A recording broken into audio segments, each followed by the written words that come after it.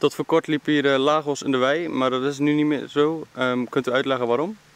Ja, er is afgelopen woensdagavond tussen 7:30 en 10:30, ik denk iets verschrikkelijks gebeurd.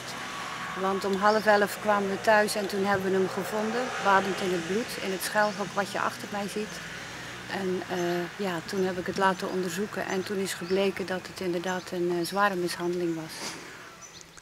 Ik hoorde ook dat de politie eerst niet serieus nam. Waarom was dat? De politie heeft me later wel serieus genomen, kan er natuurlijk nu niet zoveel aan doen. Maar het ging meer om de dierenarts, die dachten dat het een koliek was of een draaiing. En ik had zelf het vermoeden dat er meer aan de hand was. En wat is een koliek precies?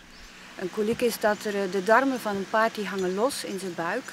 En dan komt er een gasopeenhoping of een draaiing, dan draait er een darm. En dan hebben ze vreselijk veel pijn. En dan zou het kunnen dat ze zich gestoten hebben.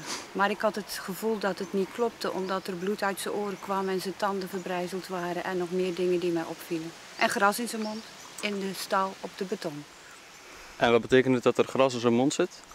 Ja, dat hij uit de wei gehaald is en dat het allemaal heel snel gebeurd is waarschijnlijk. Want een paard die in de wei kan, die gaat eten en die gaat niet op de grond liggen in zijn schuilhok met gras in zijn mond. En zeker niet op de beton, want die wil graag als er iets is, gaat hij in de wei liggen, dat is zachter. Achter u staat er nog een paard buiten. Bent u niet bang dat er daar ook iets mee overkomt? Ja, ik denk dat dit paard wat je ziet niet meegenomen zal kunnen worden. Die zal zorgen dat hij vlugger weg is. Die van mij was eigenlijk een beetje te braaf en te lief. Ik denk dat dat de clue is van het begin van het hele verhaal.